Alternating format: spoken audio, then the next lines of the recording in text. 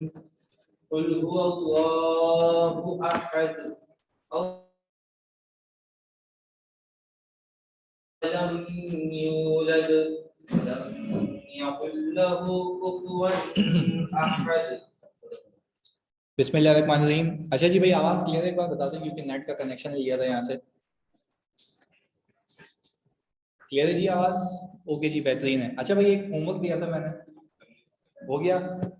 अच्छा भाई, among registrations of up till now 350, उसमें से आई थिंक सिर्फ 75 बच्चों ने दिया था, माशाल्लाह। तो फिर सही होता है कि पासिंग रेशियो तुम्हारे हिसाब से ही होता है भाई। जब तुमसे तेज में भाग रहा हूँ तो तुम उसको एटलीस्ट अटेम्प्ट तो करो। किसने किया था? बाकी फर्स्ट क्लास है तो वो कल वाली रिकॉर्डिंग नहीं देखी?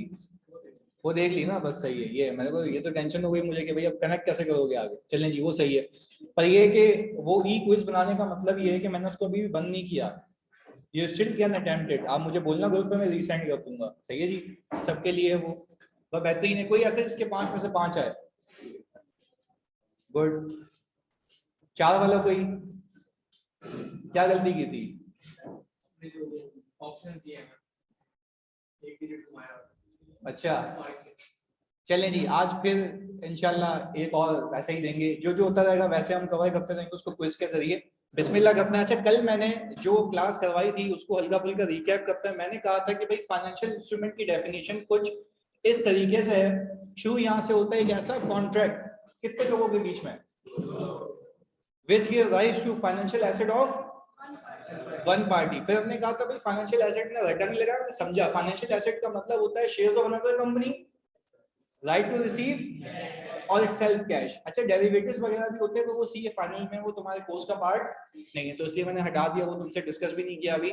इसके बाद मैंने कहा था बीइंग एन इन्वेस्टर मैं 2 तरीके की सिक्योरिटी में इन्वेस्ट करूंगा, या तो इक्विटी सिक्योरिटी या डेट सिक्योरिटी। इक्विटी सिक्योरिटी में जब मैं इन्वेस्ट करूंगा तो मेरा मकसद उससे कमाना होगा 2 तरीके के गेन, कैपिटल गेन और डिविडेंड। मैंने कहा वाइस वर्सा भी हो सकता है कि मुझे डिविडेंड ना मिले और हो सकता है कि कैपिटल गेन की जगह मुझे व्हाटसोएवर द केसेस। अब अगर आप इन्वेस्टर बन चुके हैं तो आपको फिर अकाउंटिंग करनी है।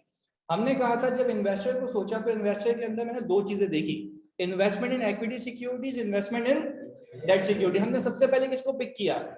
इक्विटी सिक्योरिटीज को। यानी अगर मैं किसी कंपनी के शेयर्स में इन्वेस्ट करने जाता हूं तो क्या करना है, हमने यहां से शुरू किया। फिर इसको एक स्टेप आगे लेके गया। मैंने कहा कि जब मैं किसी कंपनी के शेयर्स में इन्वेस्ट करूंगा तो आपको स्टैंडर्ड ये कहता है कि आपको इसको किस पे रखना है, कोई ऑप्शन नहीं है, you have to carry that investment at. Very good यार। चले, अगर हमें उसको फेयर वैल्यू पे रखना है तो कितने मॉडल अलाउ किए जाए? Fair value through, fair value through. अच्छा, कोई मुझे तुम में से ये बता दे कि क्यों 2 मॉडल लगाए गए और पाबंदी का क्यों है? ताकि मैनिपुलेशन। ऐसे तो आपकी इतनी अच्छी रिपोर्टिंग हो जाए कि आपकी इन्वेस्टमेंट भी हो, लॉस भी छुप जाए और आपके पीएनएल पे कोई हिट ना है। तो इसलिए कहा गया कि once you are in one model you will remain in that model. आप वहां से मूव नहीं कर सकते क्योंकि कोई टोपी ड्रामा अलाउड नहीं है। अच्छा, फिर आपको कहा गया कि अगर आपकी strategic investment means long term investment, तो आपको ये कहा गया कि भाई आपकी नीयत से ये लग रहा है कि आप कभी भी उसका हिट पीएनएल में, तो आपके लिए मॉडल कौन सा है? अच्छा, व्हाट इफ के अगर वो सवाल में कहे कि कंपनी को फिर भी मस्ती है फेयर वैल्यू थ्रू पीएल की, तो मना, वो फेयर वैल्यू थ्रू पीएल में जाएगा बट वहां से कभी move whatsoever the cases gain और लॉसेस ओसीए में जाएंगे या गेन और लॉसेस पीएनएल में। मैंने कल की इलस्ट्रेशन में आपको बखूबी ये बात सिखाई थी, समझाई थी कि भाई अगर मैं इन्वेस्टमेंट को फेयर वैल्यू पर रखा हूं तो फर्क सिर्फ इतना है, एक का गेन ओसीए में मौजूद होगा और एक का गेन पीएनएल से रिटेन अर्निंग है।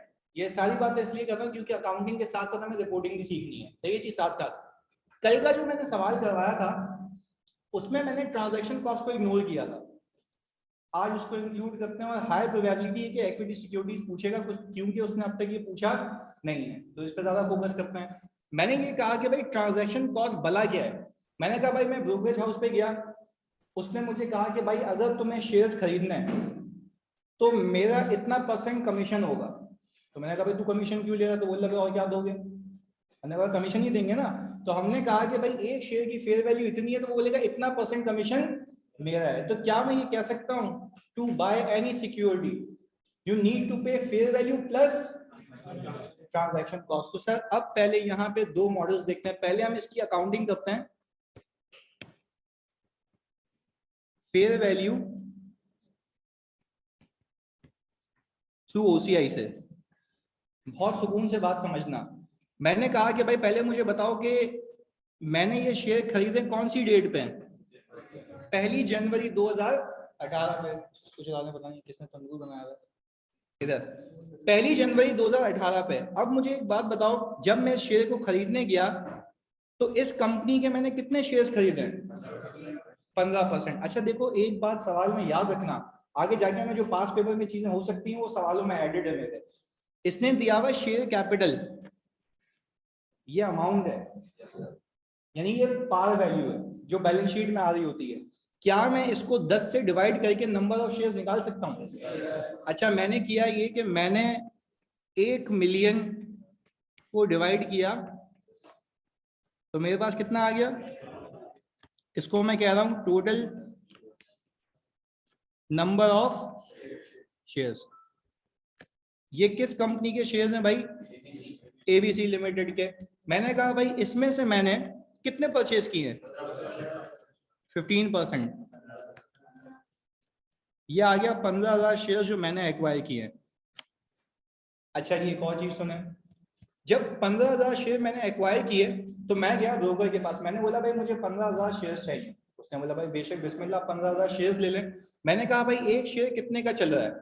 तो उसने मुझे बताया कि भाई जनवरी 1, 2018 पे एक शेयर कितने का है, क्योंकि मैंने इसी दिन तो खरीदा इसको। तो मैंने कहा सबसे पहले मैं यहाँ पे एक एंट्री बनाऊंगा जनवरी 1, 2018 पे। मैंने कहा भाई मुझे बताओ एसेट की फेयर वैल्यू कितनी है इसकी? 28।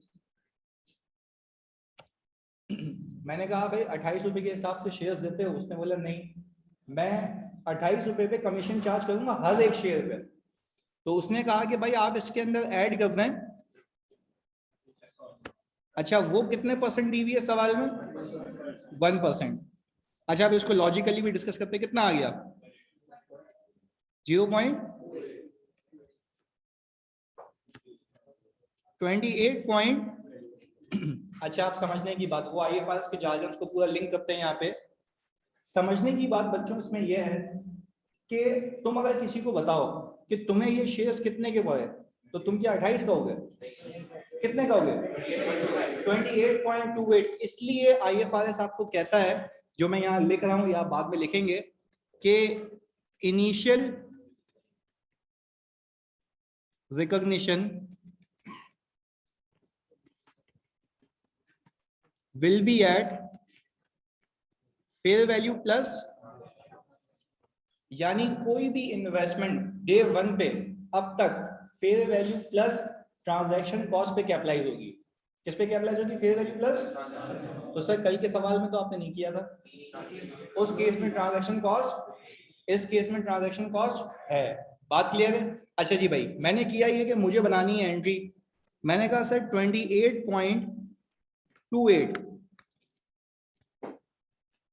इंटू 15,000 कितने पैसे गए होंगे जेब से? 24। यही है भाई। हमने इन्वेस्टमेंट की होगी डेबिट 424,200। यहां तक कोई मसला? प्लीज खाली यहां तक डे 1 कॉपी करें आप।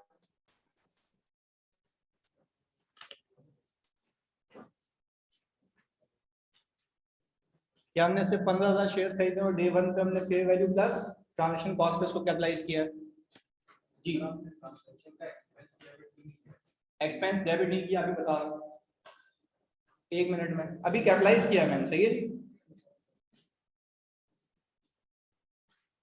अच्छा भाई, कॉपी करते करते ही सुन लो। ये एक बच्चे ने ये कहा कि सर आपने ट्रांजैक्शन कॉस्ट का एक्सपेंस क्यों नहीं बुक किया? रीजन दे रहा हूं, सब सुनोगे, पहले सब सुनो। आपको आईएफआरएस 9 ये कहता है कि जब आपने सिक्योरिटी को रखा हुआ है फेयर वैल्यू थ्रू ओसीआई पे, तो जब आप उसका कोई गेन और लॉस पीएनएल में नहीं लेके जा रहे, तो उससे रिलेटेड ट्रांजैक्शन कॉस्ट भी पीएनएल में। लॉजिकल बात है, सही है? तो सर क्या आप ये कह सकते हैं कि फेयर वैल्यू थ्रू पीएनएल में ट्रांजैक्शन कॉस्ट कहाँ जाएगी? पीएनएल में। अभी वो करेंगे तो वो देख लेंगे, पर एक बात याद रखिएगा, फेयर वैल्यू थ्रू ओसीआई में जब उसका गेन लॉस पीएनएल में नहीं जाता तो उसका ट्रांजैक्शन कॉस्ट भी पीएनएल में, इसलिए वो कहता है कि आप उसको डे 1 पे कैपिटलाइज करिएगा। इसलिए हम कहते हैं initial recognition will be at fair value plus transaction cost.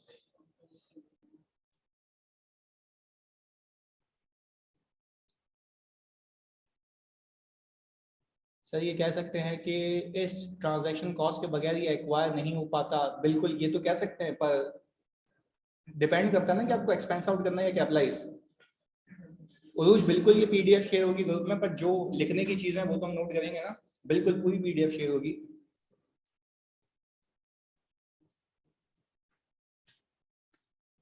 हो गया जी यहाँ तक copy? Fair value to OCI लाजमी लिखिएगा।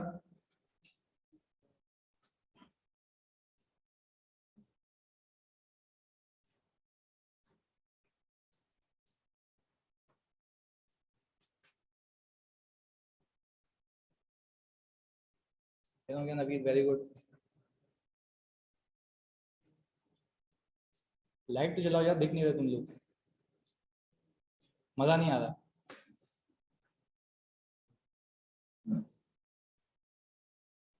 अफीफा बस अभी हमने शुरू की ये क्लास और हमने ये कहा है कि कल की क्लास में ट्रांजैक्शन कॉस्ट नहीं थी, इस क्लास में ट्रांजैक्शन कॉस्ट है। यानी ब्रोकर मुझे कह रहा है कि मैं हर एक शेयर के ऊपर तुमसे कमीशन चार्ज करूंगा। तो मैंने किया ये कि 28 रुपए की फेयर वैल्यू चल रही थी, 1% का उसका कमीशन है, तो वो मुझे कह रहा है कि तुम मुझे एक शेयर के लिए 28 नहीं दोगे, तुम कितने दोगे? 28.28। अच्छा तुम्हें मार्केट के नाम बताता हूँ फिर हम आगे चलते हैं ताकि तुम्हें क्लियरिटी है। जिस बंदे ने तुम्हें शेयर्स बेचे होंगे उसकी जेब में कितने जाएंगे? 28। तो ये 0.28 भी ले रहा है, वो अपने लिए ले रहा है, सही है जी। पर तुम बीइंग एन एक्वायरर तुम अपनी पंचायत करोगे कि तुम्हें क्या करना है, तुम्हें क्या करना है, उस 28 को भी कैपिटलाइज करना है और 0.28 को भी कैपिटलाइज करना है। तो अफीफा फिर इन्होंने ये पूछा, बच्चों ने अच्छा सवाल पूछा कि सर इसमें एक्सपेंस आउट क्यों नहीं हो रही ट्रांजैक्शन कॉस्ट पे? मैंने बताया उसमें बेसिस में लिखा हुआ है कि भाई जब आप इसका गेन और लॉस पीएनएल में लेके नहीं जाते तो उसके रिलेटेड जो भी एक्सपेंसेस हैं वो भी पीएनएल में कहां जाएंगे? कैपिटलाइज हो जाएंगे। क्लियर है? ये हुआ अब तक भाई। चलिए जी, ये तो यहां तक की कहानी हो गई। अब हम देखते हैं आगे क्या हुआ। डिविडेंड डिक्लेयर किया है 20% का एबीसी कंपनी में। क्या मैं कह सकता हूं एबीसी कंपनी वो कंपनी है जिसके मैंने शेयर्स एक्वायर किए हैं? ऐसा ही है। कितने परसेंट का डिविडेंड दिया उसने? कौन सी डेट पे? जून 1 2018 पे। अच्छा अब मैं अगर बात कहूं, तुम्हें याद आ रहा होगा कैश फ्लो। कैश फ्लो में हमने ये मतलब जलील हो के सीखा है कि हमारा जो डिविडेंड है वो किस पे लगता है? ओपनिंग शेयर कैपिटल पे, पार वैल्यू पे। याद आ रही है? अच्छा जी, क्योंकि अब मैं जो आगे क्विज़ेस दूंगा, सवाल दूंगा, उसमें प्रीमियम वगैरह भी दिख रहा होगा सामने वाली कंपनी का जिसका कोई काम नहीं होगा, तो हर चीज दी हुई उसको इस्तेमाल नहीं करते। सही है जी, ये बात आपने याद रखनी है। आगे सुने, नहीं डिपेंड करता है ना, अभी आगे जाके मैं शेयर चेंज कर दूं फिर देखो बोनस किस पे या डिविडेंड किस पे मिलता है? वो शेयर जो उस वक्त मौजूद थे। हमने इसमें आसानी के लिए रखा हुआ है कि कोई शेयर्स की मूवमेंट नहीं हुई है। सही है जी। अच्छा अब एक चीज सुनिएगा, एक बच्चा दिमाग के पीछे बैठ के सोच रहा होगा कि यार शेयर परचेज के तो शेयर तो ज्यादा हो गए होंगे ना, शेयर कैपिटल सेम है, इसके खाली ओनर्स क्या हो रहे हैं? चेंज हो रहे हैं। एग्जाम्पल दे रहा हूं ताकि आप सब इस चीज को एब्जॉर्ब करें। मैंने कहा भाई मैंने इनिशियली जब कंपनी बनाई थी तो मैंने 1 लाख शेयर इशू किए थे, 10,000 इसके पास, 25 उसके पास, 10 उसके पास, 5 उसके पास, ये ऐसे मेरे शेयर्स फैले हुए थे, पर कुल मिला के कंपनी ने कितने इशू किए? मैं अब इस 1 लाख शेयर्स का मालिक, इससे ये हो जाए, इससे ये हो जाए, मैं हो जाऊं, कंपनी की जात पे कोई इफेक्ट, खाली ओनर्स क्या होते हैं? चेंज होते हैं। ये यही केस है। बात क्लियर है? अच्छा जी, कंपनी का टोटल शेयर कैपिटल 1 मिलियन का है। कंपनी ने क्या किया होगा? खाली हमें बुला के बोला होगा तुझको डिविडेंड दे रहा हूं। हाँ बोल रहा है, सबको दिया होगा, सिर्फ मुझे या सबको? ओके जी, अल्लाह का शुक्र है। इधर हमने कहा कि भाई हमने इसके ऊपर 20% लगाया तो कितना आ गया? अच्छा आपको याद होगा सामने वाली कंपनी जो कि ये डिविडेंड दे रही है, उस कंपनी ने एंट्री क्या बनाई होगी? अरे सर रिटेन अर्निंग डेबिट और कैश, भूल गए? रिटेन अर्निंग डेबिट और कैश, भाई अल्लाह की कसम ये बनाई होगी ना, तो सीखा हुआ उसके पर्सपेक्टिव से भी सोचना बता रहा हूँ। यहाँ तो अभी दूर की बात है, पहले ये देखो उसने क्या बनाई होगी। उसने अपने तमाम शेयर होल्डर्स को कितना डिविडेंड दिया है। अच्छा, अब ये 2 लाख रुपए का डिविडेंड की जेब से निकला है, हर एक शेयर होल्डर की जेब में जाएगा। मैं इस कंपनी का कितने % का मालिक हूं, तो मेरी जेब में पूरा आएगा या 15%? वेरी गुड यार। तो सर हमने टेक्निकली ये किया, ये आ गया 30,000 रुपए। क्या मैं ये कह सकता हूं भाई कि 1 जून पे 2018 पे मेरे पास आएगा कैश डेबिट कितने का भाई? मेरी आ गई भाई डिविडेंड इनकम कितना? सर ये सीधी सीधी चली गई है पीएनएल में। ये सीधी सीधी कहां चली गई? पीएनएल में। अब लॉजिक कि सर उसका गेन ओसीआई में जाएगा, फेयर वैल्यू को देखो, वो पाबंदी फेयर वैल्यू गेन पे। डिविडेंड एक नॉर्मल गेन है जिसका आपका कंट्रोल, तो क्या ये जेन्युइन इनकम है? ये जेन्युइन इनकम सीधी सीधी कहां जानी चाहिए? पीएनएल में। इससे आपके फेयर वैल्यू के मॉडल का कोई ताल्लुक नहीं है। तो हम ये लिख क्यों नहीं लेते इस एंट्री के बाद कि चाहे फेयर वैल्यू थ्रू ओसीआई हो, चाहे फेयर वैल्यू थ्रू ओसीआई हो, चाहे फेयर वैल्यू थ्रू पीएनएल हो, dividend will always be parked in P&L, चाहे फेयर वैल्यू थ्रू ओसीआई हो, चाहे फेयर वैल्यू थ्रू पीएनएल हो, dividend will always be parked in PNL. क्योंकि देखो टोपी ड्रा में मैनिपुलेशन कहां हो सकती है बताओ? फेयर वैल्यूएशन है ना। डिविडेंड में कोई टोपी ड्रा में हो सकता है? जो तुम्हें मिला है वो सबको मिला है, तो इसमें कोई पाबंदी नहीं है, इसमें सीधा सीधा कहां जाएगा? पीएनएल में। सही है जी, ये बात आपने याद रखनी है। अच्छा भाई, अब मैं आ गया सर 31 दिसंबर, जिसको मैं कह रहा हूं ये है मेरी रिपोर्टिंग डेट। इस दिन पे आके मैंने देखा कि मेरा शेयर कितने का चल रहा है? 35 का। अच्छा भाई 35 का चल रहा है फेयर वैल्यू।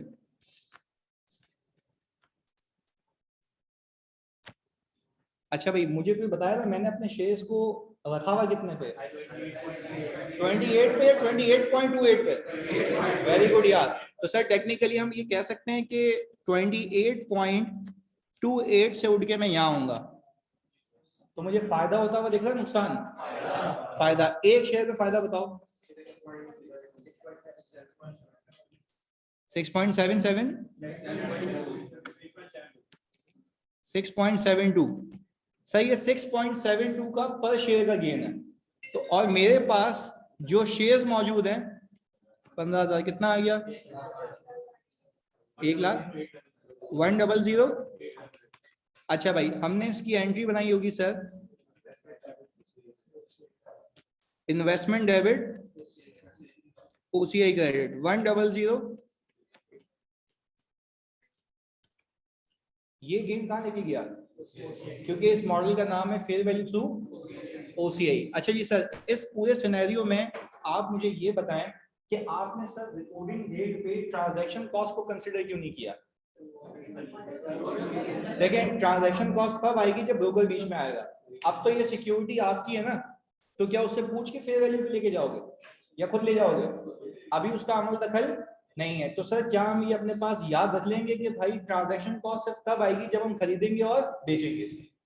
इसके अलावा मार्क टू मार्केट करते वक्त मार्क टू मार्केट याद रखना, ये अल्फाज IAS 21 में भी सर अगर आएंगे तो बताएंगे। मार्क टू मार्केट का मतलब ये कि मैं अपनी इन्वेस्टमेंट की वैल्यू को मार्क कर रहा हूँ किससे? मार्केट से। इसको हम अंग्रेजी में क्या कहते हैं? Mark to market. यानी मैंने अपनी इन्वेस्टमेंट को मार्क किया हुआ है मार्केट से कि जैसे मार्केट ऊपर जाएगी मेरी इन्वेस्टमेंट भी नीचे आएगी तो नीचे आ जाएगी। बात क्लियर है? तो हम टेक्निकली अपनी इन्वेस्टमेंट को उठा के किस पे ले आए? फेयर वैल्यू पे। अच्छा अब इसी के लिए मैं यहां पे अगर इसके बैलेंस शीट के एक्सट्रैक्ट बनाऊं तो सर मेरी इन्वेस्टमेंट 15,000 इंटू 35 पे होनी चाहिए। शॉर्टकट में कितना आ गया? 525,000। अच्छा वैसे ही अगर मैं यूं करूं चेक करने के लिए कि एक इसको और एक इसको सम करूं तो भी 525,000 बनना चाहिए। तो क्या मेरी इन्वेस्टमेंट फेयर वैल्यू पे कैरी हो रही है? अच्छा भाई इन्वेस्टमेंट तो फेयर वैल्यू पे कैरी हो रही है सर, पर इक्विटी के अंदर मेरे पास रिटेन अर्निंग में 30,000 होगा और ओसीआई में मैं कैश भी दिखा सकता हूं, पर मैं कैश का हेड नहीं बना रहा, सिर्फ समझाने के लिए। सही है कि मैंने क्या कहा, इन्वेस्टमेंट फेयर वैल्यू पे ये आपका अनरियलाइज्ड गेन है और रिटेन अर्निंग में क्या मौजूद है, डिविडेंड। ये सिंपल सी इसकी अकाउंटिंग थी। बिल्कुल ऐसे चेक भी कर सकते हैं कि आपने एंट्री सही पार की है या नहीं की। अच्छा, अब इसी को हमें फेयर वैल्यू थ्रू पीएनएल से करना है। इसको हम यहाँ से हटा देते हैं। भाई यहाँ तक क्लियर है बात? ये कॉपी कर लें प्लीज अगर नहीं किया तो।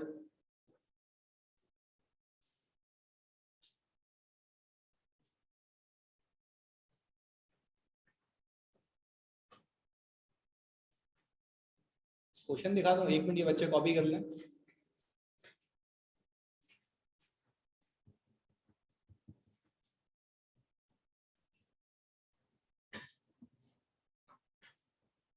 अली, ट्रांजैक्शन कॉस्ट जब कंसिडर करेंगे वो सिर्फ एक ही वक्त पे करेंगे जब हम खरीदेंगे। सही है अली? सिर्फ खरीदते वक्त, और बेचते वक्त अभी वो सीखेंगे। ये बैलेंस शीट के एक्सट्रैक्ट लाजमी बनाएंगे क्योंकि आपने फिर आगे ऐसे ही प्रेजेंट करना होगा इसको।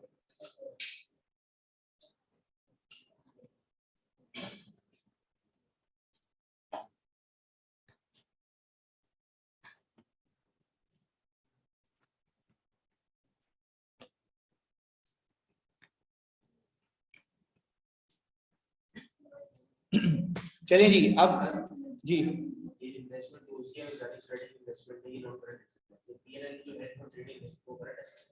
अगर आपको लगता है कि 1 साल में बिक जाएगी तो करंट में आएगी। नहीं, वैसे भी अगर रखो उसको तब भी वो उसमें रह सकती है, कोई मसले वाली बात नहीं है। सही है। अच्छा 1 सेकंड रुकिएगा, इधर देखिए। मैंने कहा सर अब इसी को हम सॉल्व करेंगे किससे, फेयर वैल्यू थ्रू पीएनएल से। हमारे पास टेक्नोलॉजी है तो हम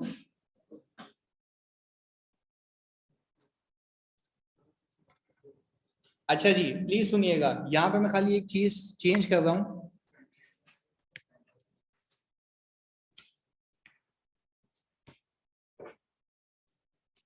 initial recognition will be at fair value. तो क्या ट्रांजैक्शन कॉस्ट के पैसे नहीं दोगे? अच्छा अभी देखते हैं। अच्छा ये मुस्तफा कह रहे हैं सर रिटेन अर्निंग माइनस में गलत लिखा है। अच्छा गलत लिखा है, ओके जी, खुद ही बोल दिया इसने। अच्छा भाई इधर देखिएगा, मैं वापस से इस एंट्री को रिवैम कर रहा हूँ। मैंने कहा भाई आप ब्रोकर को जो पैसे देके आएंगे ना, वो तो देके आएंगे 28.28 इंटू 15,000। कितनी अमाउंट थी ये वाली? 424 200। अच्छा वो क्या ये रहा है कि क्योंकि आपका business model fair value through PNL है, तो अब टेक्निकली आपके तमाम गेन्स एंड लॉसेस जब पीएनएल में जाएंगे तो आपकी ट्रांजैक्शन कॉस्ट भी कहां जाएगी? पहले क्यों मना था? क्योंकि उसके रिलेटेड कोई भी चीज पीएनएल में नहीं जा रही थी। तो सर हमने यहाँ पे एक एक्सपेंस बुक करना है जिसका नाम है, अच्छा भाई ट्रांजैक्शन कॉस्ट एक्सपेंस मैंने बुक किया 0.28, एक शेयर की है तो 15,000 रुपए कितनी है? तो सर मेरी इन्वेस्टमेंट कितने पे आएगी? 420 पे। तो क्या आपको ये फर्क समझ आया कि ओसीआई और पीएल में क्या फर्क है? वहां पे ओसीआई में ट्रांजैक्शन कॉस्ट कैपिटलाइज होती है, यहाँ पे क्या होती है? एक्सपेंस आउट होती है। तो हमने वो यहाँ पे लिख दिया। सही जी, प्लीज कॉपी करें इसको। इसके बाद हम सवाल पे सवाल करेंगे।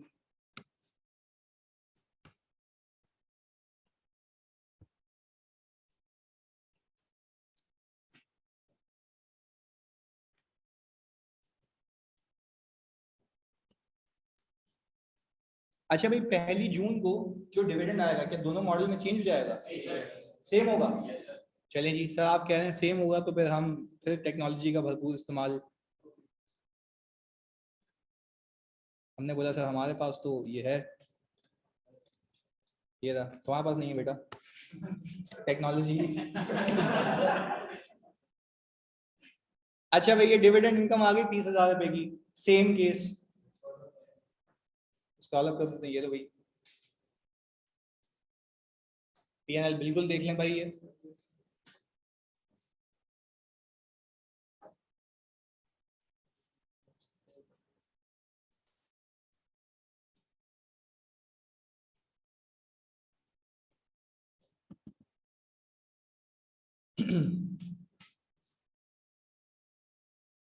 हाँ जी, हो गई पहली एंट्री।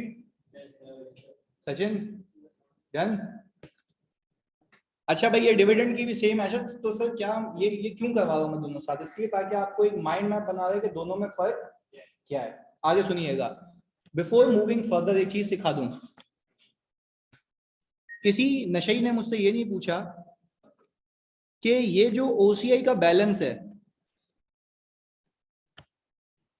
ये कब तक ओसीआई में रहेगा, जब तक ये डिस्पोज नहीं हो जाता। अब एक और चीज सीखनी है आपको। आईएफआरएस 9 ये कहता है, क्योंकि मैंने पाबंदी लगाई थी कि ये कभी भी पीएनएल में नहीं जाएगा। एग्जांपल ले रहा हूं, मैं डिस्पोजल सिखाता हूं, अभी आप एक्विजिशन सीखें पहले मेरे साथ, फिर आगे जाके देखते हैं। भाई आपको आईएफआरएस ये कह रहा है कि लोग ये भी तो कर सकते थे कि चलो आप कह रहे हो ना जब तक बेचा नहीं तब तक ओसीआई में, तो बेच के क्या मैं इसको पीएनएल में लेके जा सकता हूँ? देखो, वरना इस मॉडल का, इस पाबंदी का तो मकसद ही खत्म हो गया ना। लेट से मैंने एक सिक्योरिटी खरीदी और मैंने कहा सही है भाई, मैं आईएफआरएस आपकी बात मान रहा हूँ, मैं रख रहा हूँ उसको ओसीआई में। जैसे ही मेरा दिल किया प्रॉफिट को इंक्रीज करने का, उसको बेच दिया और बेच के ओसीआई से गेन कहाँ ले गया? पीएनएल में, जो कि अलाउड नहीं है। तो मैं यहां पे लिख रहा हूं एक चीज, दिस विल बी reclassified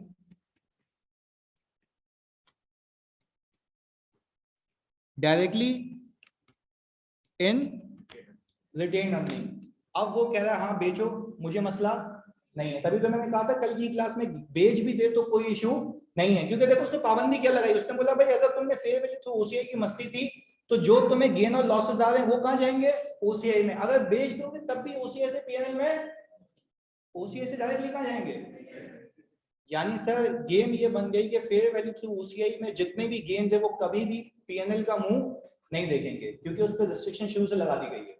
बात क्लियर है? चलिए जी, ये लिख लीजिएगा अपने के पास कि this will be reclassified directly in retain earning upon sale. ये भी लिख देना, वरना तुम फिर बोलोगे कि भाई आपने किया क्यों नहीं।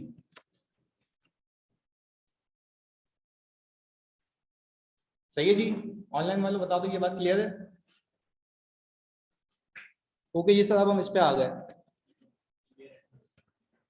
हम आ गए सर 31 दिसंबर पे। प्लीज जल्दी बताओ इस दिन फेयर वैल्यू कितनी थी? 35। अच्छा, आप मुझे एक और बात बताओ, आपने इन्वेस्टमेंट को कैरी कितने पे किया हुआ है? सर 28.28 था ना, वो ओसीआई था। यहाँ पे आपने कैपिटलाइज ही 28 किया था, तो कंपेयर भी किससे करोगे? 28 से। तो सर यहाँ पे जो गेन आया 7 पर शेयर, और आपके पास 1,05,000। सर हमने ये कहा कि भाई 1,05,000 की एंट्री ये बनेगी इन्वेस्टमेंट, और सर हमारे पास फेयर वैल्यू गेन पीएनएल में क्रेडिट। क्लियर है जी ये बात? अच्छा भाई, अब ऐसे ही आपके समझने के लिए मैं यहां पे अगर पीएनएल बनाऊं तो आपका फेयर वैल्यू गेन कितना है? आपकी ट्रांजैक्शन कॉस्ट कितनी थी? 4,200। नेट गेन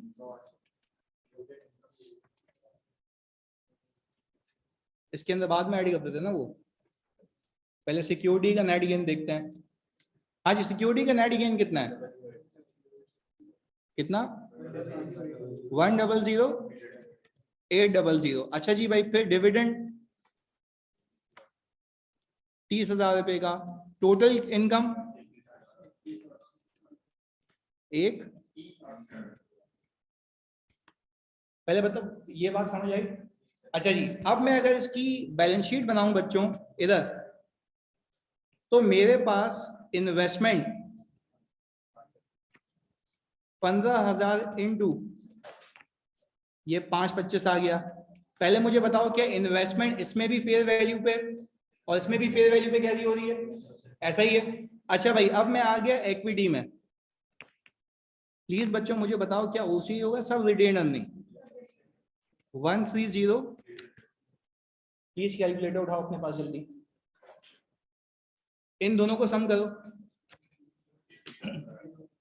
130, यानी आपको सिर्फ ये सिखा रहा हूं ताकि लॉजिकल फॉर्म में भी जाओ तो ना किसी को चैलेंज कर सको। आपने ये देखना है कि आपकी एक्टिविटी में कोई चेंज नहीं आया, सिर्फ जो चेंज आ रहा है वो आपकी क्लासिफिकेशन में आ रहा है, क्योंकि पाबंदी लगी हुई है ताकि आप कोई टोपी ड्रामे ना कर पाए। अच्छा आप उधर मुझे एक बात देख के बताओ, बिल्कुल केयरफुली देखना, लॉजिक के साथ बताओ ताकि बैठे के लाइफ के लिए भी रेडी हो। क्या मैं कह सकता हूं यहाँ पे रिटेन अर्निंग में सब गेन मौजूद है, जिसके दो हिस्से हैं, एक डिविडेंड और दूसरा कैपिटल गेन। नहीं ये बात समझ, एक डिविडेंड एक, क्या मैं कह सकता हूं डिविडेंड मेरा 30,000 है और कैपिटल गेन ये रहा। इस मॉडल में उस मॉडल में पता है बच्चों फर्क क्या है, कि यहाँ पे हमने सिर्फ 30,000 अलग से दिखाया हुआ है, और ये 100,800 एक वक्त पे आके ये भी कहां से ले आएगा, पर पीएनएल से होके जाएगा डायरेक्ट जाएगा, बस यही सिखाना था। बात समझ आई? यानी दोनों केसेस में कोई अकाउंटिंग मैनिपुलेशन नहीं है, उसकी क्लासिफिकेशन क्या हो गई है, चेंज हो गई है। तो अब आपके पास कोई ऐसे कंट्रोल लगा दिए गए कि आप चाह कर भी मैनिपुलेशन नहीं कर सकते। बात क्लियर है जी? ये बात याद रखिएगा, इसको कॉपी कर ले नीचे वाले को, ये रहा जी, ताकि फिर हम उसको आगे लेके जा सके। अब हम सवाल पे सवाल करेंगे क्योंकि लॉजिक दे चुका हूं मैं।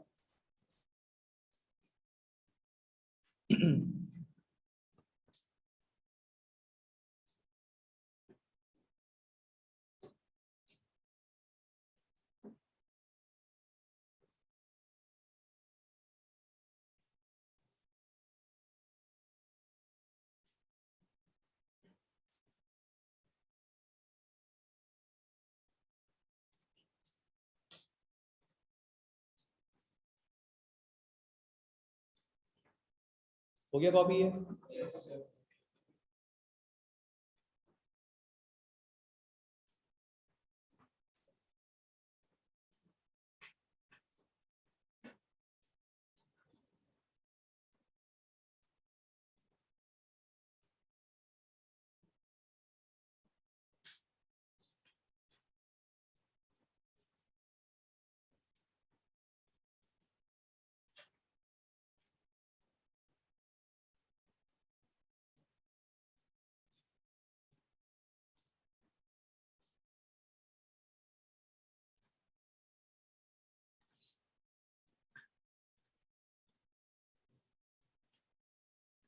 हीरा जी पहला सवाल आपके पास, आप इसको मुझे करके दिखाएं फेयर वैल्यू थ्रू ओसीए और पीएनएल दोनों से। जल्दी से हैंडलिंग सुना के बताइए।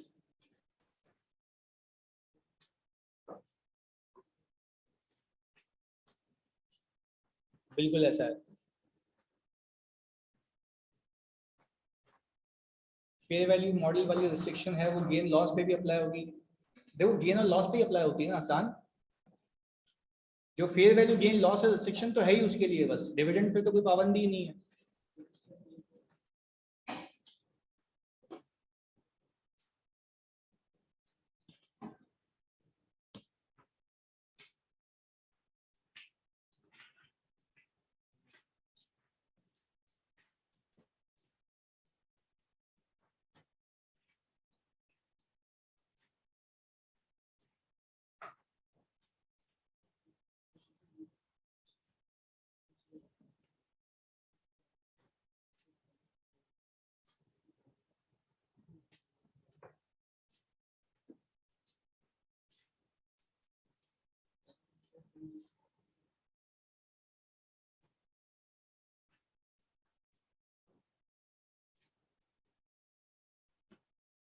बिल्कुल अभी डिस्पोजल सीखेंगे आसान।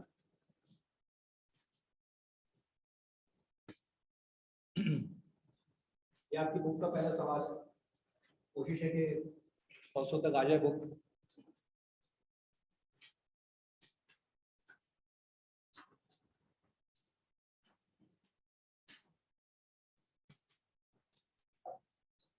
हमारी क्लास 8 बजे तक है ना? अभी तुम्हारी आवाज निकली, अभी चुपचाप बैठे हुए थे। आधा घंटा तो देखो अलग से। सचिन सही बता कितने बजे तक है? तेरे को FAR1 के रिजल्ट की कसम है, अब तो सही बोलेगा।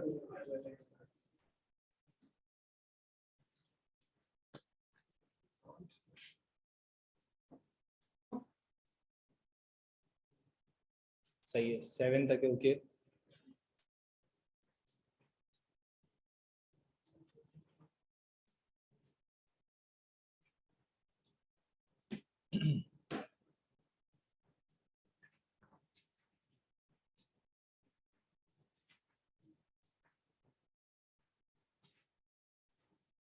सही सही है।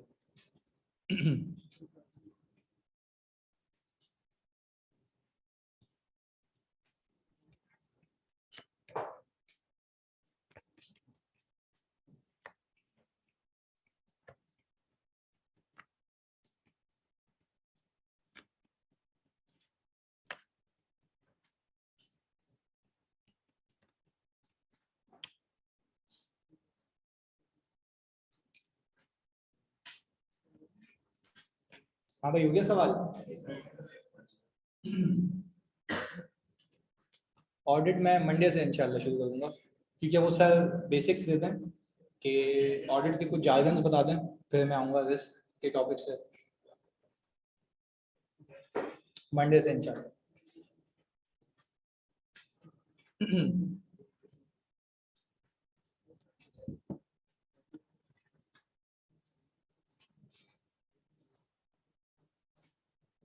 हाँ भाई, डन हो गया सवाल।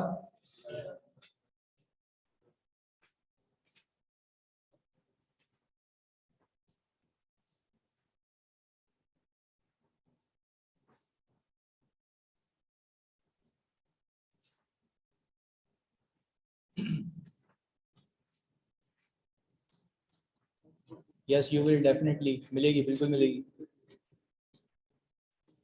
अच्छा भाई, सबसे पहले तो राफे जानी मुझे ये बता दे कि पहले दिन की एंट्री क्या बनाई। दोनों में, दोनों में इन्वेस्टमेंट डेबिट कैश करेगी, ट्रांजैक्शन कॉस्ट भी आएगी। चलो जी, अगर मैं यहाँ पे पहले बात करूं तो वो डेट ऑफ एक्विजिशन है जनवरी 1 2019। यहाँ पे भी हमने लिख दिया सर जनवरी 1 2019। हमने यहाँ पे कहा कि सर एक शेयर की फेयर वैल्यू कितनी है 23। हमने कहा सर 23 के अंदर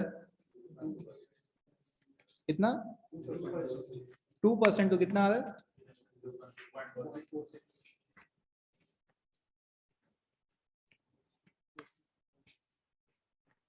अच्छा भाई, इस पे तो इनिशियल रिकॉग्निशन हो जाएगी fair value plus transaction cost पे नहीं, ट्रांजैक्शन कॉस्ट यहाँ पे कैपिटलाइज हो जाएगी। तो हमने किया ये कि भाई हमने यहाँ पे इन्वेस्टमेंट को डेबिट किया, कैश को क्रेडिट किया 23.46 इंटू 2500, कितना आ गया 58650। क्या कहते हैं 58650। सर यहाँ पे भी अगर मैं देखूं तो मैंने कैश को करना है क्रेडिट 58650, क्योंकि कैश का आउटफ्लो तो इतना ही है। ट्रांजैक्शन कॉस्ट एक्सपेंस 1150 और इन्वेस्टमेंट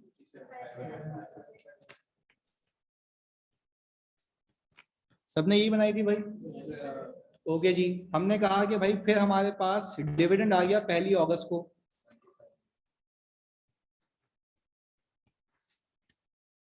कितने का मिला डिविडेंड 7500।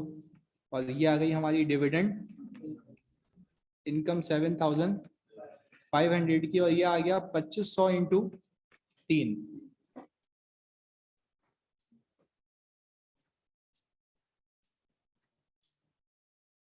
ये हो गया जी हमारे पास दोनों। अच्छा भाई, अब रिपोर्टिंग डेट के ऊपर हमारे पास जो आ गई 31 दिसंबर 2019, इस पे हमने फेयर वैल्यू कितनी आ रही है रिपोर्टिंग पे 31.5। कैरिंग अमाउंट कितनी थी पर शेयर, ये आ गया सर 23.46। एक शेयर का गेन कितना 8.04।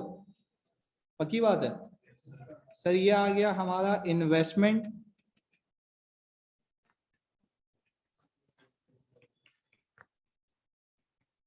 यही है 2500 इंटू 8.04। यहाँ मजबूरी है, कॉपी नहीं कर सकते। कैरिंग अमाउंट कितनी है, फेयर वैल्यू आ गई, पर शेयर का गेन सर ये आ गई इन्वेस्टमेंट 2125, ये भी आ गया 21,250। सर ये आ गया पीएनएल में गेन। हाँ भाई आसान था यहाँ तक कोई पंगा नहीं है। अब इसमें चीजें ऐड करते हैं कि भाई अगर साल के दौरान कुछ और शेयर्स खरीदें तो क्या गेम होगी, तो सर वो देख लेते हैं।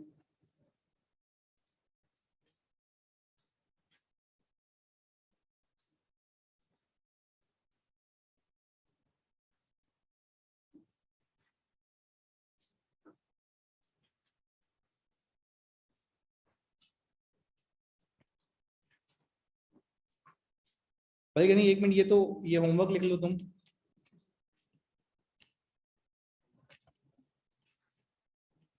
ये तुम्हें करना है क्योंकि ये तकरीबन सेम नेचर का है। एक मिनट दिखा रहा हूँ जी।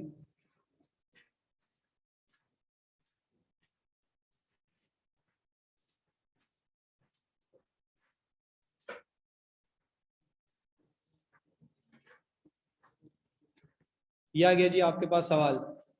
क्वेश्चन नंबर 2 होमवर्क है, मैंने इसी में चिपका दिया, जब पीडीएफ मिलेगी तो आप उसमें से देख लेना। अभी वो ऐसे ही ऑनलाइन है। चलें जी, देख के करना इसको।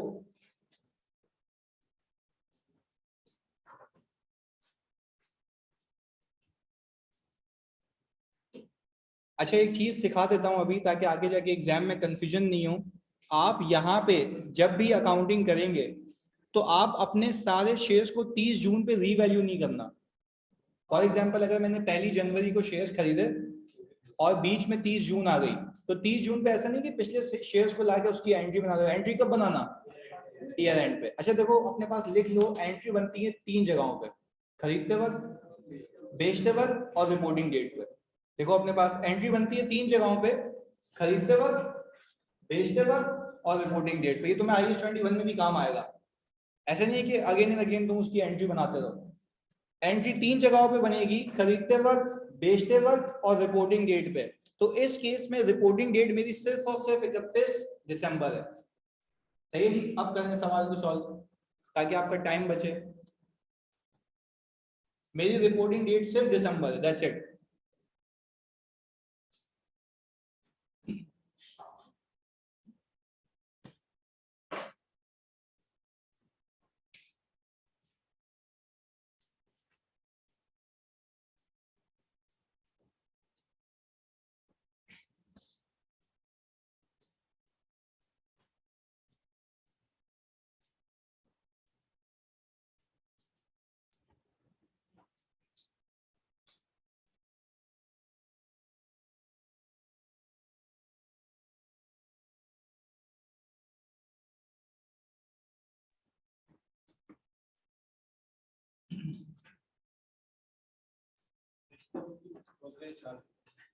बेचते बस में बेचा नहीं है ना।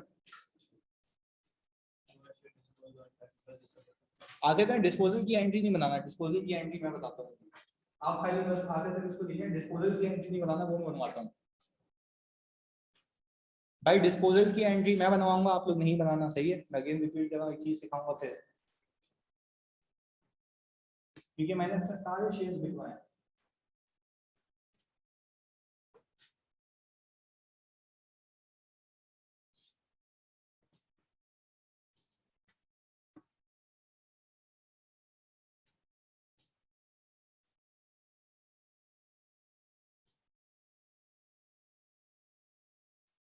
नहीं देखो, अगर 30 जून बीच में आ रहा है ना निशा, तो आपने 30 जून पे कोई एंट्री नहीं बनानी ना।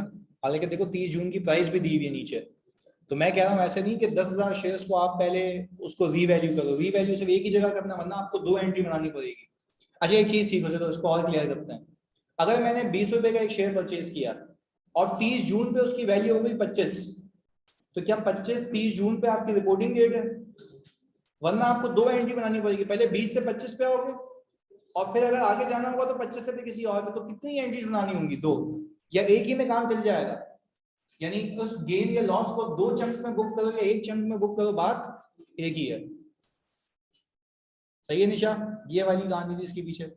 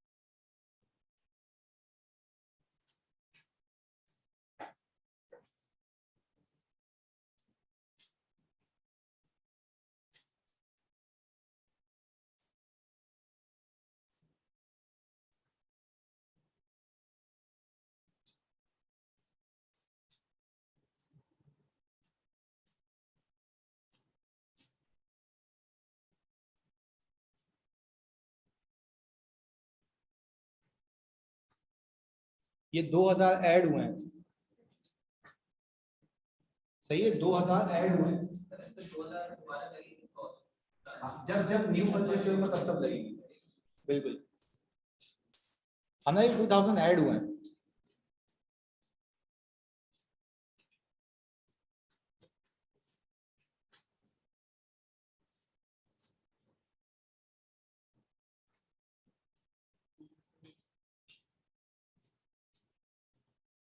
अच्छा, आप लोगों ने 2019 की एंट्रीज बना ली? बनाए बनाए। आप 31 दिसंबर 2020 की नहीं बनाना बस, यानी आगे वाली नहीं बनाना बस, क्योंकि हम उस पर डिस्पोजल सीख रहे हैं। नहीं नहीं, आप सिर्फ बना दें मुझे 30 जून 2020 तक। सही है? क्या बोल रहे हो? डिस्पोजल कहाँ लिखा हुआ है? All shares dispose on 31 December requirement में। सही है, आप सिर्फ 30 जून तक बना दें, फिर डिस्पोजल में लिखा हुआ।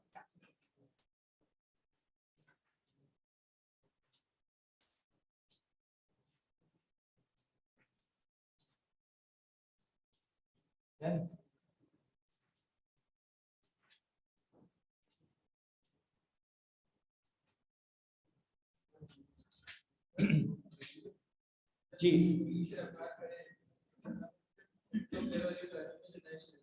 हाँ,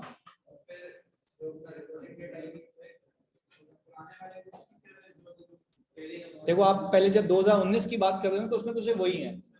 जब नए शेयर एक्वायर कर रहे हो ना तो उसको रिकॉर्ड कर लेना, पुराने वाले को रीवैल्यू नहीं करना, नीड नहीं है ना। बिल्कुल, ये 2000 के लिए भी ट्रांजैक्शन कॉस्ट कंसीडर होगी, हर वक्त जब परचेज करेंगे तब होगी। ओके जी, वेरी गुड।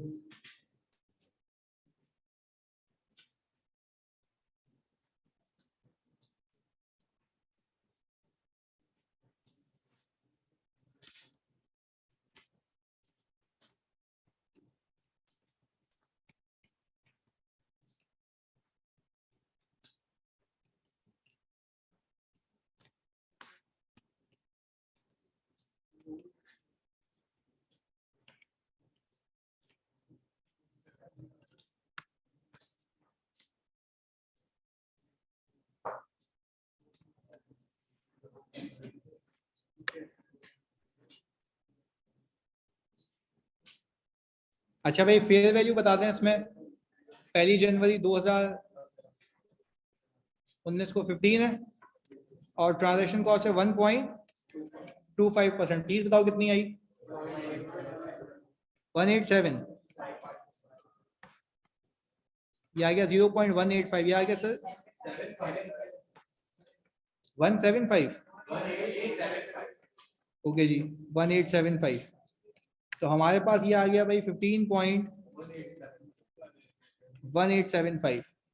तो हम इसको उठा के पहले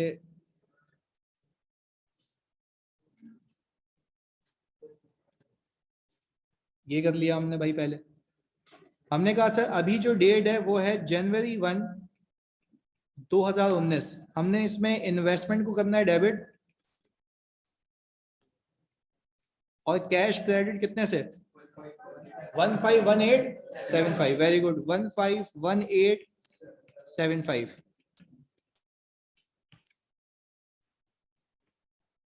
सर यहां पे भी investment debit transaction cost expense और कैश। सर कैश तो सेम अमाउंट से जाएगा 15।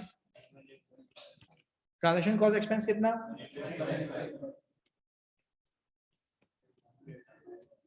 ये आ गया 150। सर पहली एंट्री में तो आई थिंक कोई मसला नहीं है। चलिए आप एक चीज बताएं कि सर मेरे पास ये डेट की अकाउंटिंग हो गई और 30 जून आ रही है बीच में, कुछ करना है यहाँ पे? तो डेट तो दिया हुआ तो हमारी रिपोर्टिंग डेट नहीं है। हमने यहाँ पे कहा कि भाई आप इसको यहाँ पे, वरना आपको पता है क्या करना पड़ेगा, 15 से पहले 22 तक का गेन बुक करोगे, फिर 22 से 26 पे। तो क्या मैं डायरेक्टली 26 पे जाऊं? बात एक ही है। तो सर सबसे पहले हमने ये किया कि यहाँ पे मैं आ गया 31 दिसंबर 2019 पे। यहाँ पे भी सर 31 दिसंबर 2019। ये बहुत सुकून से सुनना क्योंकि ये डिस्पोजल आप यहीं पे सीखेंगे। हमने कहा कि सर हमारी फेयर वैल्यू कितनी है भाई? 26 26 है और कैरिंग अमाउंट कितनी थी? 15.1875। अच्छा सर यहां से यहां मूव हो रहे हैं कितना? 81। अच्छा भाई 10.8125 का पर शेयर का गेन है। तो मैंने कहा कि भाई हम करेंगे इन्वेस्टमेंट को और ओसीआई को कितने से भाई? 108।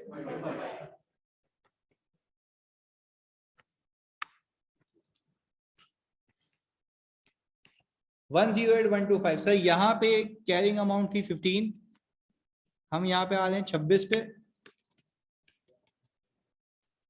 तो गेन कितने का आ गया? 11 का। तो सर यहाँ पे हमने कहा कि भाई इन्वेस्टमेंट हो गई 110 से और सर पीएनएल में गेन क्रेडिट हो गया 110 से। अच्छा भाई अगर मैं बोलूं आपको कि 31 दिसंबर पे मैं इन दोनों की बैलेंस शीट बनाऊं, क्योंकि मैंने रिपोर्टिंग साथ साथ सिखानी है, तो ये आ गया इन्वेस्टमेंट कितने शेयर्स खरीदे मैंने? 260 आ गया। अच्छा प्लीज मुझे बताओ इक्विटी के अंदर ओसीआई कितना आ रहा होगा? 108,125। सर यहां पे जल्दी से बता दें मुझे कि इन्वेस्टमेंट 260 पे आ रही होगी always at fair value. Equity के अंदर कोई डिविडेंड नहीं है इसमें, पक्की बात है? अच्छा भाई इस रिटेन अर्निंग के अंदर 110 माइनस 1875 108। आपके सामने क्रिस्टल क्लियर पिक्चर है कि एक में गेन पड़ा हुआ है कहां पे और एक में गेन कहां पर है?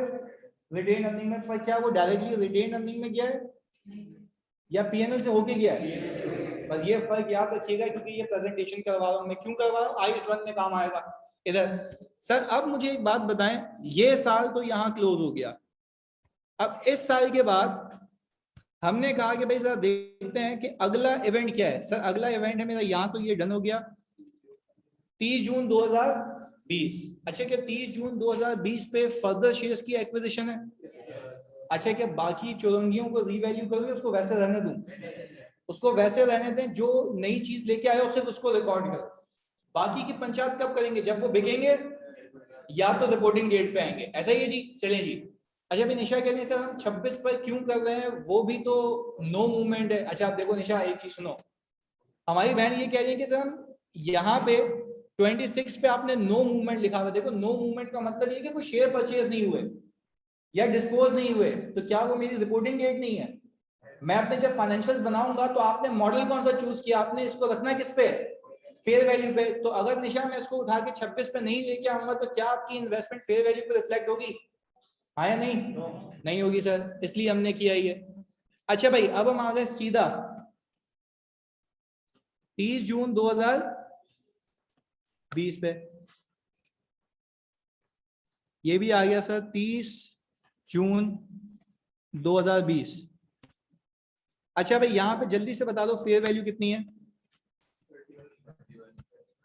31 की फेयर वैल्यू है। और सर इसके ऊपर 1.25% की, और अमाउंट कितनी आ रही है?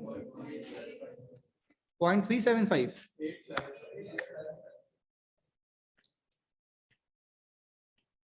ये आ गया सर 31.3875। सर आपने सिंपल इन्वेस्टमेंट को किया, डेबिट कैश को किया, कितने से?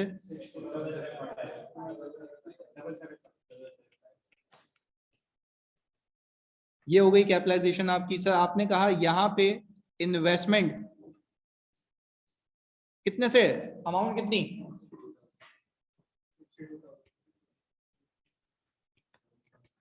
अच्छा, ट्रांजैक्शन कॉस्ट एक्सपेंस कितना? 7.5। कैश ये आ गया जी हमारे पास। अच्छा जी सर, ये हमारे पास उस दिन का वाकया है जब ये शेयर्स एक्वायर हुए हैं। अच्छा भाई, अब मैं आ गया रिपोर्टिंग डेट पे। ये तुमने केयरफुली सुनना है क्योंकि आगे तुमने अप्लाई करना है। अगले सवाल में एक्विजिशन डिस्पोजल दोनों चल रहे हैं। इधर देखिएगा, बहुत फोकस के साथ। नहीं समझ आया आप क्या पूछना इधर? अच्छा, पहली चीज तो मैं ये बता दूं, क्या तुमने इन शेयर्स को रिपोर्टिंग पे अपने पास रखा है या बेच दिया? बेच दिया। मैं यहाँ पे एक चीज लिख रहा हूँ याद दहानी के लिए।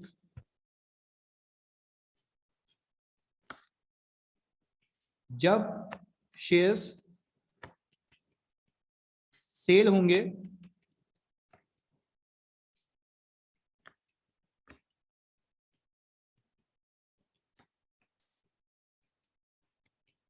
पहली चीज मैंने लिखी है, जब शेयर सेल होंगे तो मार्क टू मार्केट नहीं करना।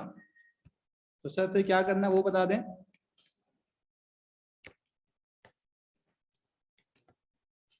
पैसे ले आना। सर ये समझते हैं आप बात। भाई मुझे एक बात बताओ, कितनी बड़ी बेवकूफी होगी एग्जाम के अंदर कि पहले मैं शेयर को फेयर वैल्यू पे लेके जाऊं, फिर पैसा लेके आऊं, फिर इन्वेस्टमेंट को निकाल दूं, या फेयर वैल्यू वाला स्टेप इग्नोर करूं। रीजन है, समझो मेरी बात। भाई अगर ये शेयर्स मैंने नहीं बेचे होते ना, तो मैं इन तमाम शेयर्स को किस पे लेके जाता?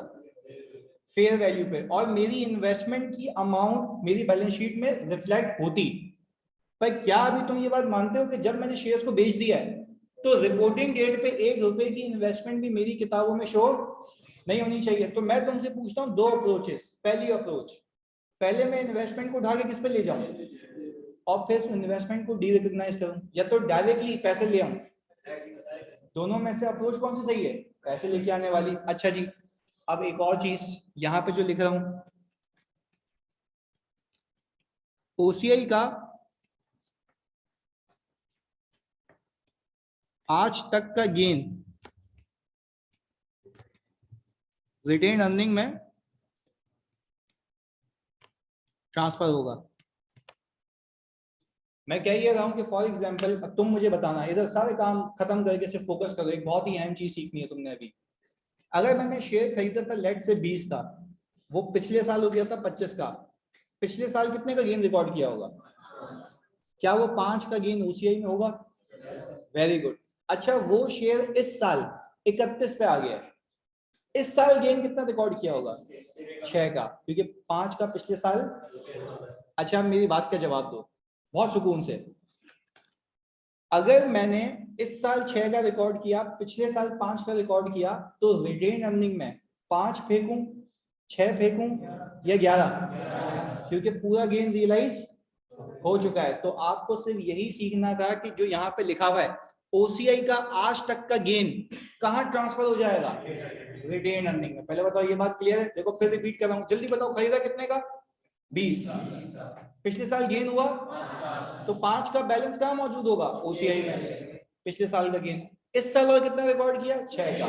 मैं कह रहा हूं कि 5 और 6, एक एग्जांपल दो, कौन सा ऐसा हालात वाकयात होते हैं कि 5 और 6 दोनों मेरी बैलेंस शीट में होते हैं जब ये बिके ना होते? क्या मैं कह रहा हूं कि रिपोर्टिंग डेट पे तमाम शेयर्स बिक गए, तो उन तमाम के तमाम शेयर्स का जो गेन पिछले साल और आज मैंने रिकॉर्ड किया वो तमाम का तमाम उठा के कहां फेंक दूं? क्योंकि आपको रियलाइज अब मुझे उसमें फर्क रखने की नीड नहीं है। पर एक और बात का जवाब दो, क्या पीएनएल से रूट करूं डायरेक्टली इक्विटी? पीएनएल से रूट नहीं होगा। अब वो दूसरी वाली बात समझाता हूं कि पैसे लेके आने वाली बात क्या है, प्लीज समझिएगा इधर। मैंने कहा 31 दिसंबर के ऊपर, पहले तो बच्चों बताओ फेयर वैल्यू कितनी है? 35 है, ऐसा ही है? बहुत सुकून से समझिएगा। मैंने कहा सर 35 है। अब ये अगर समझना है तो प्लीज को फोकस से देखना है इधर, क्योंकि ये मार्केट में चलता है वैसे सिखा रहा हूं। अच्छा भाई, मैं अपने शेयर्स लेके गया ब्रोकर के पास, वही मुझे उसी नजर से देख रहा है जैसे मैं खरीदने गया था। मैंने कहा ये ले भाई। मैंने कहा भाई एक शेयर मार्केट में कितने का बिकवा के देगा? उसने मुझे कहा 35 का, क्योंकि मार्केट में वैल्यू क्या चल रही है? 35। अच्छा, तो मैंने कहा तो कमीशन उससे चार्ज करेगा ना? मैंने कहा, उसने कहा मेरी बात सुन, मैं खरीदने वाले से भी कमीशन लेता हूँ, बेचने वाले से भी, तो मेरा तो काम ही यही है। तो बोल रहा है कि भाई वरना तो उसके अलावा नहीं बेचेगा। उसने बोला निकल यहाँ से, नहीं बेचूंगा। मैंने कहा भाई गुस्सा क्यों हो रहा है, कमीशन ले ले। बोला कितना कमीशन? बोला वही जो खरीदते वक्त था। कितना? 1.25। बात समझिएगा सुकून से। उसने कहा भाई 1.25 का कमीशन सबके लिए, तुम्हारे लिए भी यही है। प्लीज इस 35 पे 1.25 बताओ। 0.43। पहले अमाउंट बताओ फिर लॉजिक बता रहा हूँ। 5-6। या जब वो ये कैलकुलेटर पे या फिर अपने कागज पे लिख रहा था, मैंने उसका हाथ पकड़ लिया। मैंने कहा ये क्या कर रहा है यार, माइनस क्यों कर रहा है, ये तो नुकसान है मेरा। उसने बोला भाई मेरी बात सुन, तू 35 के हिसाब से मुझसे पैसे ले ले, फिर मैं तेरे को बुद्धि से रोकूं, फिर बोलूं पैसे वापस दे, या इससे अच्छा मुझसे पैसे ही नेट बेसिस पे ले ले। नहीं आई बात समझिए, वापस समझे? अच्छा, मतलब मैं कह रहा हूँ यार, मैं थोड़ा सा अभी कच्चा हूँ दिमाग में। मुझे बताओ एक बात, जब मैं खरीदने आता हूँ तो तुम मुझसे पैसे लेते हो ज्यादा, जब मैं बेचने आ रहा हूँ तुम पैसे दे रहे हो। वो फिर उसने मुझे बात बोली, होशियार नहीं बन, जब तू खरीदने आता है ना तो तू पैसे दे रहा होता है, तो तेरे से मैं उसके ऊपर चार्ज करता हूँ। जब तू बेचने आ रहा है ना तो तू मुझसे पैसे, तो मैं अपना कमीशन काट के दे रहा हूँ। या तो एक काम करते हैं ना, 35 ले, फिर तेरे को रोकूंगा, इसमें से क्या करना, तो तेरे को कितनी एंट्री बनानी होगी? या एक ही बनाए, नेट पैसे ले आते हैं। पहले बताओ बात क्लियर है? यानी अब मैंने आपको ये सिखा दिया बातों बातों में कि जब भी आप इसको बेचने जाओगे तो आपको पैसे मिलेंगे। क्या उस पैसे कम मिलने की लॉजिक पता है? कि वो आपको पैसे देगा नेट ऑफ कमीशन। बात क्लियर है? चलें जी, हमने कहा कि भाई रेदर देन मैं इसको मार्क टू मार्केट करूं, मैं अपने पास पैसे ले आऊं। अब मैं तुमसे पूछ रहा हूं, तुम्हारे पास कितने शेयर्स मौजूद हैं? 10 थे ना? ओके। अच्छा भाई, मैंने कहा कि 10,000 प्लस 2,000, समझने के लिए, याद दिलाने के लिए लिखे हैं मैंने। मैंने इसको मल्टीप्लाई कर दिया 5625 से। बताओ 12,000 इंटू दिस कितने पैसे आएंगे मेरे पास? 41750। सर आपने कहा कि इतने पैसे आपके पास आ गए। अच्छा जी, मैंने कहा मैं इन्वेस्टमेंट को डी रिकॉग्नाइज करूंगा। ये बड़ी लॉजिकल बात है, तो सुनना, क्योंकि मैं ये इसलिए डिटेल में भी करवाता हूँ कि IS1 में आपको कोई कंफ्यूजन नहीं हो। भाई 10 ट्रांजेक्शन है ना, इसमें से एक ये भी आ जाएगी, उसके लिए इतना आसान है ना FAR2 में। IS1 का सवाल दे 20-25 नंबर का, 20 नंबर का लेट से, उसके अंदर 5 नंबर की IFRS 9 की एडजस्टमेंट डाल दो, क्या पूरा कॉन्सेप्ट नहीं टेस्ट हो जाएगा? बच्चे कहेंगे कि यार IFRS 9 आया नहीं, पर देखोगे IS1 में छुपा हुआ होगा, कंसोल के साथ आ सकता है। तो हम उसको इंटायरिटी में सोच रहे हैं कि कोई भी एंट्री आएगी मुझे आनी चाहिए। इधर देखिएगा। अच्छा भाई, मैंने कहा एक रिकॉल कराता हूँ चीज।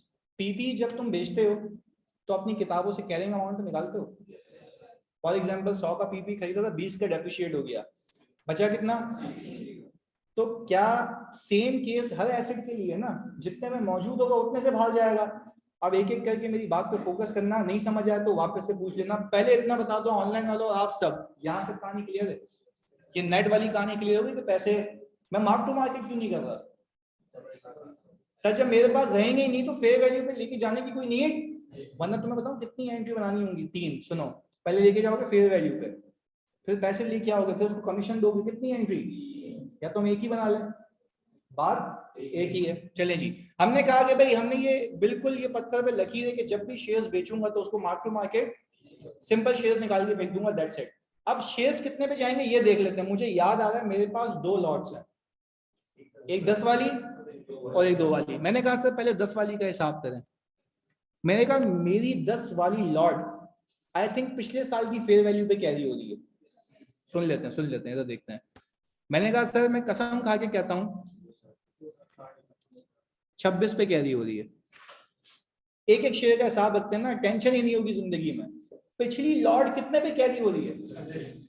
तो आप उसको इस पे नहीं लेके आए थे, ये 31 पे नहीं लेके आए थे, तभी मना किया था उसको मार्क टू मार्केट नहीं करना। तो सर क्या मैं इस बात पे एग्री करता हूं कि भाई मेरे ये 10,000 शेयर्स 26 पे कैरी हो रहे हैं तो डी रिकॉग्नाइज भी 26 से ही होंगे?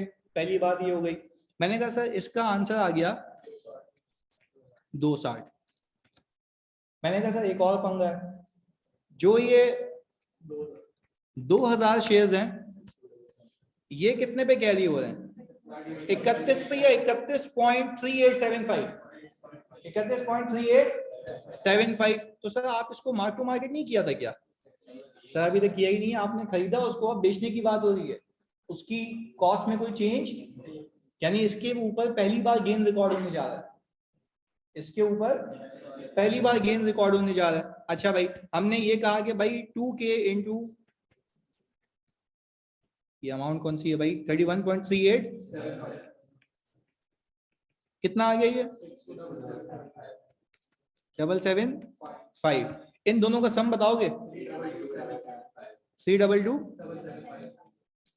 सर अब हम एग्री करते हैं इस बात पे कि मेरी इन्वेस्टमेंट मेरी किताबों में इतने पे मौजूद थी और इतने से ही निकाल दी। अब समझने की बात, क्योंकि आगे का होमवर्क है जो मैं दूंगा, अगर इसमें से मैं 2000 शेयर्स या 500 शेयर्स बेचता तो इन्वेस्टमेंट पूरी डी रिकॉग्नाइज होती है सिर्फ 500 शेयर्स की, और फिर जो गेन रिटेन अर्निंग में जाता वो भी सिर्फ किसका, बाकी का, जब तक वो बेच नहीं जाता। सबको बात क्लियर है? गुड यार। आगे अब मुझे एक बात बताओ, ये OCI 2020 फॉर द ईयर एक गेन रिकॉर्ड होगा, इसको इससे कंपेयर करो 91975। क्या मैं कह रहा हूं कि मैंने बेचते वक्त एक और गेन रिकॉर्ड किया है? मैं बताऊं उसके अंदर 2 गेन्स है। अगर नहीं समझ आए देखो, रट्टा नहीं लगाना, हाथ क्या पूछना, प्लीज सुनना।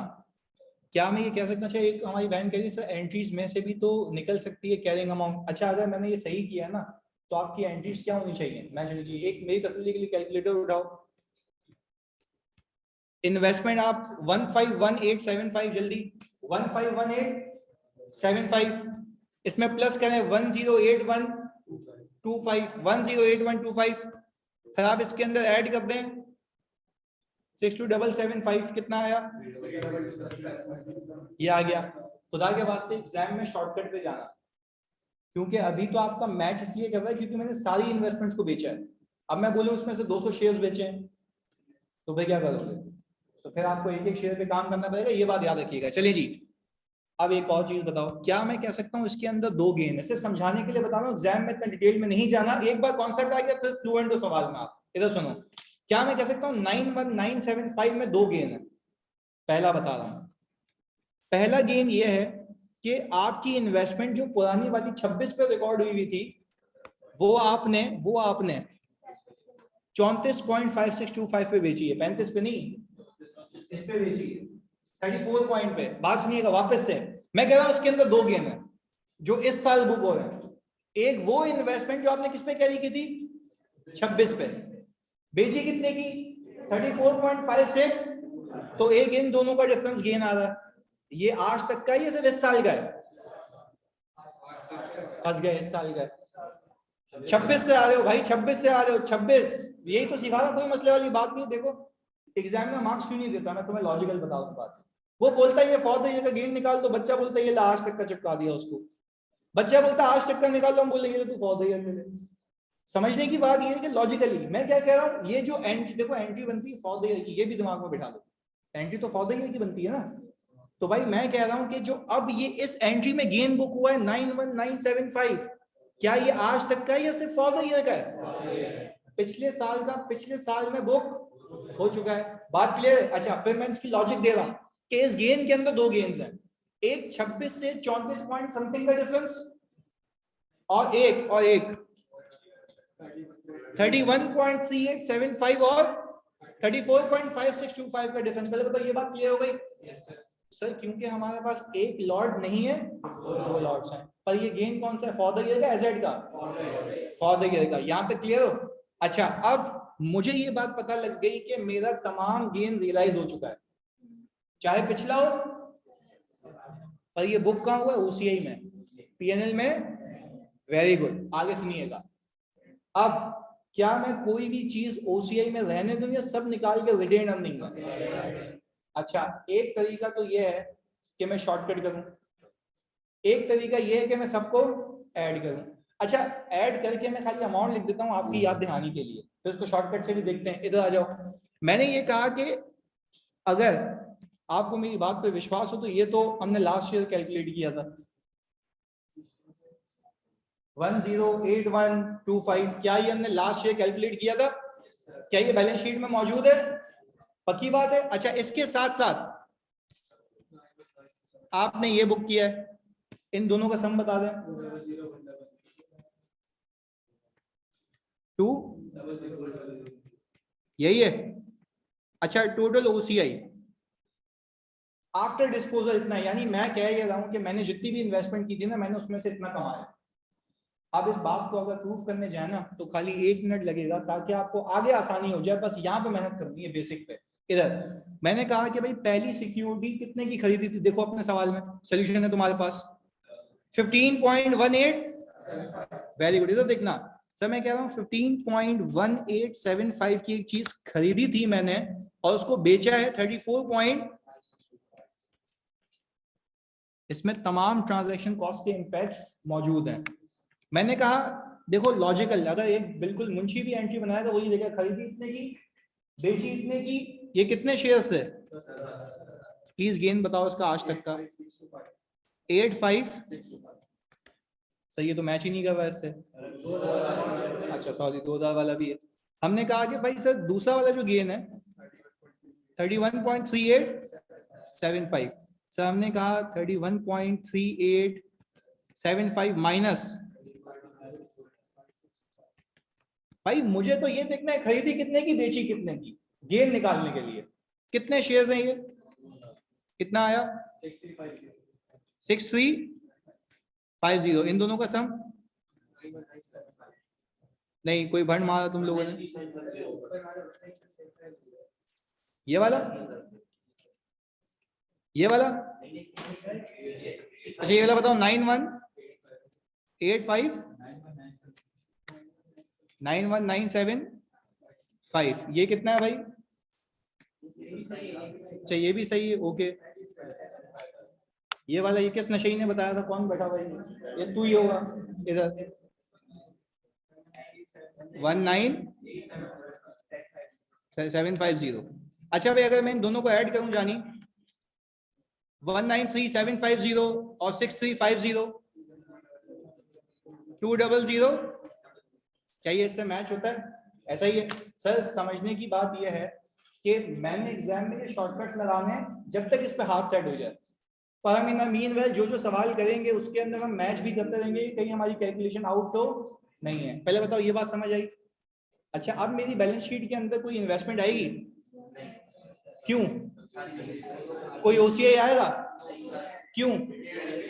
अब आखिरी चीज बता दो, आखिरी चीज, ताकि मैं क्लोज करूं उसको, फिर मतलब क्लास को क्लोज नहीं करूंगा डेफिनेटली। इधर एक मिनट खाली एक चीज बताओ मुझे। अच्छा पहले एक चीज मोहब्बत में बताओ तो सही, फिर देखते हैं ना ऑफ होने का सीन। इधर अगर यही एंट्रीज में फेयर वैल्यू थ्रू पीएनएल में बनाऊं तो क्या उसमें कुछ ट्रांसफर होगा?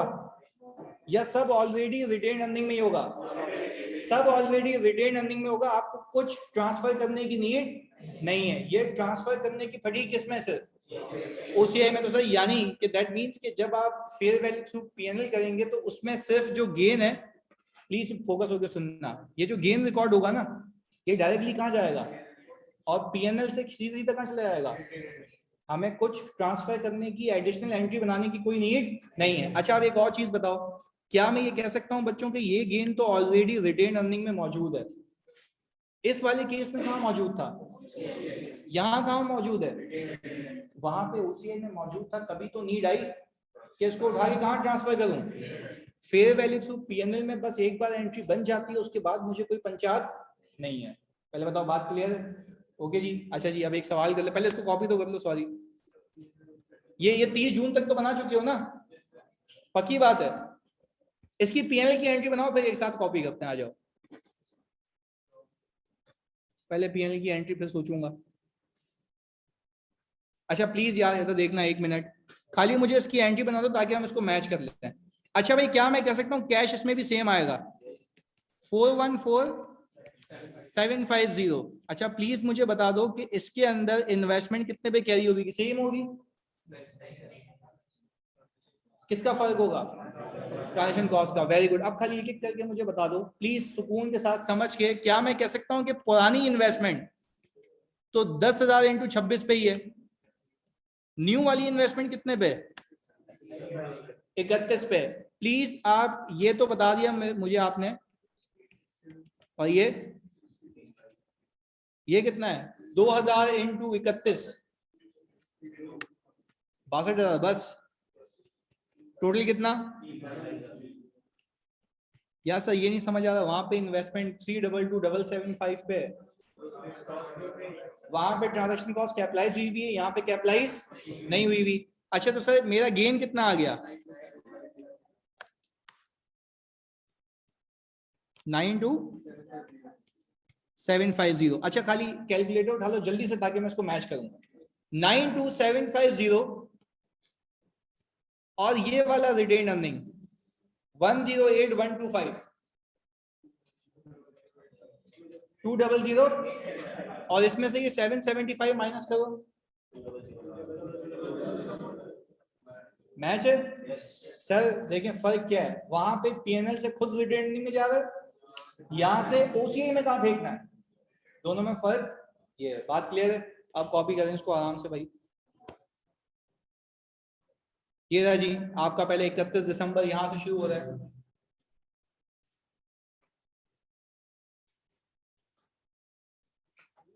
जी देखो डिस्पोज करते हुए जो ट्रांजैक्शन कॉस्ट है ना वो ओसीआई में एडजस्ट हो गई है, या पीएनएल का पूछ रहे हो? अच्छा देखो एक अच्छा सवाल है, तो सुनो सब बच्चों सुनो इधर प्लीज। इन्होंने अच्छा सवाल किया कि सर जब हमने डिस्पोज किया तो आपने ट्रांजैक्शन कॉस्ट को एक्सपेंस आउट क्यों नहीं किया? बात सही है? बात सही है ना? होनी चाहिए। इधर देखो पहले सारे काम बने, इधर देखो भाई। सवाल ये है, वापस से रिपीट कर रहा हूं, सवाल ये है कि आपने बेचते वक्त जो ट्रांजैक्शन कॉस्ट इंकर की है उसको एक्सपेंस आउट क्यों नहीं किया? इधर देख लेते हैं। वो इसलिए नहीं किया क्योंकि मैंने पैसे पूरे नहीं लेके आया। पैसे कम आने का मतलब ये है कि वो जब इन्वेस्टमेंट से कंपेयर हो रहा है तो गेन कम रिकॉर्ड हो रहा है। गेन कम रिकॉर्ड होने का मतलब ये है कि ट्रांजैक्शन कॉस्ट उसमें नेट हो चुकी है। तो अगर मैं करूंगा तो कितनी बार हो जाएगी? अच्छा आपको ट्रांजैक्शन कॉस्ट का अगर एक्सपेंस दिखाना है तो आप फिर ग्रॉस एंट्री बनाएंगे, पहले आप पैसे लेके आए पूरे और फिर एक्सपेंस अलग से दिखाएं, फिर नेट करेंगे, आंसर यही आ जाएगा। क्लियर है?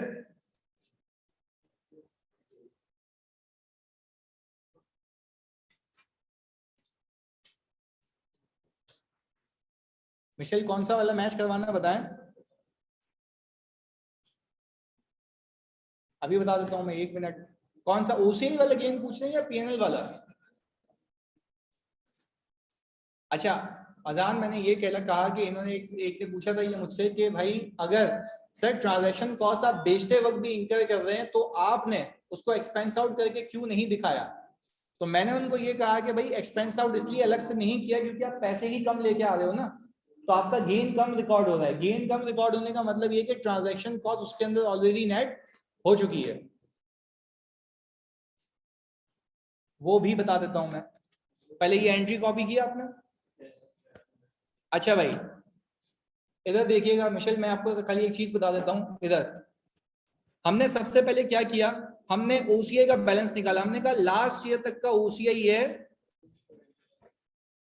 और इस साल आपने ओसीआई इतना बुक किया। मिशेल ये बात बता देंगे कि यहां तक क्लियर 200 100 ओसीआई का बैलेंस था। मैंने इसको उठा के कहां फेंक देना है, रिटेन अर्निंग में। इसकी एंट्री भी बना लो, ओसीआई डेबिट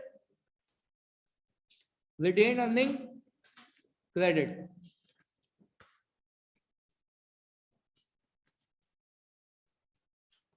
सही है, ये एंट्री बना दी मैंने।